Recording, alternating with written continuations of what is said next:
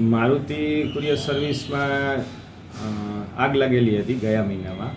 એટલે એ સંદર્ભે જે જગ્યાએ આગ લાગે ત્યાં ફાયર સેફ્ટીના નિયમ મુજબ બધા સાધનો છે કે કેમ તે બધી ચેકિંગ કરવાની જવાબદારી ફાયર બ્રિગેડની હોય છે.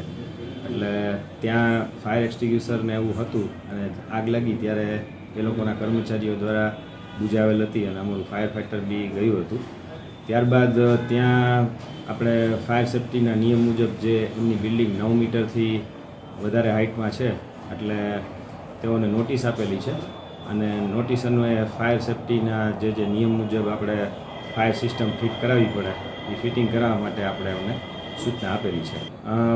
એ બિલ્ડિંગ કોમર્શિયલ બિલ્ડિંગ છે અને ફાયર એક્ટના જે રૂલ્સ મુજબ 9 મીટરથી વધારે હાઇટ હોય કોમર્શિયલ બિલ્ડિંગની તો એની અંદર આપણે ફાયરના નિયમ મુજબ હાઇડન્ટ સિસ્ટમ ફિટિંગ કરવી ફરજિયાત છે. અલાર્મ સિસ્ટમ પછી ફાયર એક્સટિંગ્યુશર એ બધું લગાવવું જરૂરી છે. એટલે એ સંદર્ભે આપણે એમને નોટિસ આપેલી છે. નોટિસનો પીરિયડ 1 વીકનો હોય છે એટલે લગભગ 5 દિવસ કે 6 દિવસ જેવું થયું છે.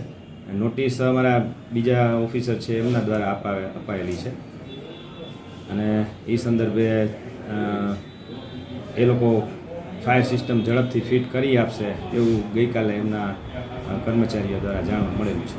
સાંજ સમાચાર ફેસબુક પેજને લાઇક કરો, વિડીયો શેર કરો અને વધુ વિગતવાર સમાચાર માટે sanssamachar.net વિઝિટ કરો.